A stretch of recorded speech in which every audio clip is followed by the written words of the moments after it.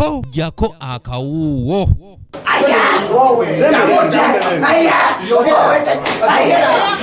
Nabweru nansana kone ebitundu ebiriranyewo boyogera ku bitundu ebisinga okubeeramu abaana abato abasinga okwenyigira mu bumenyi bw'amateeka toyinza kubibuusa maaso era ng'omuwendo gw'abaana abeetaba mu bikolwa bino gweyongera buli lukya nga n'abamu battiddwa abandi bali mu makomera ng'embeera eno yeewaliriza abakulembeze mu kitundu eky'e Nabweru okuteekateeka omusomo ogwetabiddwamu abazadde ssaako n'abakuumaddembe okusobola okusala entoto ku ngeri gye bayinza okukuzaamu abaana b'empisa n'okwongera okulwanyisa obumenyi bw'amateeka.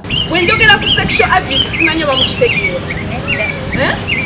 Sexual abuse y'engeri gye tukosaamu abaana baffe nga tuyita mu bikolwa ebyekikaba okumukwatirira mu bitundu ebyekyama.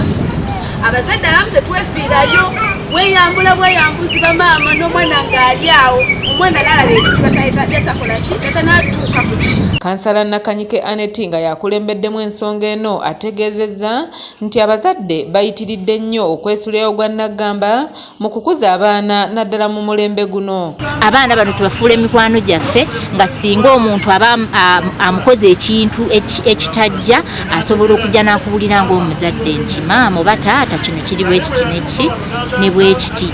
Naye kaakati obuzibu obuliwo buli muntu tumuyita anti, buli muntu tumuyita anko.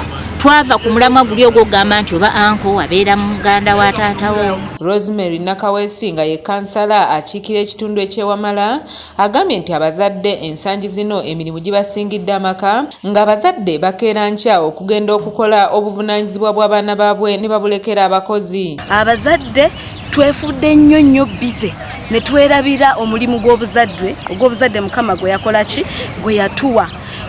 Tukeera ku makya nga nkoko abaana nga tetubalabyeko ne tukomawo late in the night. Omwana n'avayo nga ayagala kwogerako nawe oba kubaako kyakubuuza nkoye sina budde I'm tired twagirwa zi WhatsApp. Muzadde abeera ku WhatsApp notasobola kumanya mwana byakola ki byayitamu. Kasimu Jumba nga ye mmeeya wa division y'e Nabweru agambye nti omulembe guno abazadde bavudde nnyo okunonoza okukuza abaana nga tebafuddeeyo ku baana ba bulenzi ng'essira basinze kuliteeka ku baana ab'obuwala ne beerabira nti n'abaana ab'obulenzi balina kinene nnyo kye bayamba mu nkulaakulana y'eggwanga. Bwe tuba twagala okukuza abaana obulungi tuddeyo ku nnono nga bwe tusobola okupangisa omusomesa ajje asomese mathematics awaka kirungi nnyo. Amaanyi ge tuteeka ku mwana omuwala era tugateeke ne ku mwana omulenzi kubanga omwana omuwala tumuteekateeka nga tumuteekerateekera omulenzi oli. Atwala poliisi y'omu kitundu kino Aikobuwa ategeezezza nti famire y'entandikwa ya buli kimu era ng'empisa we zitandikira nga nabwe kiti abazadde balina okubeera n'obuvunaanyizibwa obw'enkomeredde. Lwa nsonga nti eggwanga lyaffe litandikira ku famire eryoka ne lisituka ku village level, parish level, tuusiza ddala waggulu ku level esingayo.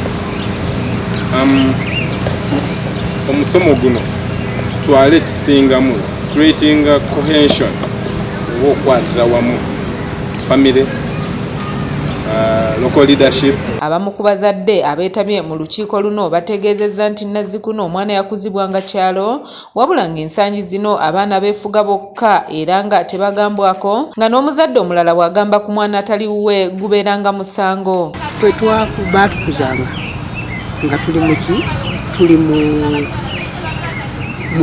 bazadde baffe ze nakulira mu bazadde baffe bazadde bange naye nga siri mu bazadde baali bakyalo nga bwenkola ensobi bebanvunaana era nga bebakola ki naye ate kati guno omulembe omwana singa omusanga mu kkubo n'omugamba nti mwana gwe lwaki otambula olya mu kkubo akugamba nti tomanyiira. Doreen Nambiru yakusakidde eggulire lino okula ABS Television. Naye omwana akazannyo kaalaba mulimu abeekiisinga mulimu abalya mu bannaabwe enkwe omwana ebyo byayiga.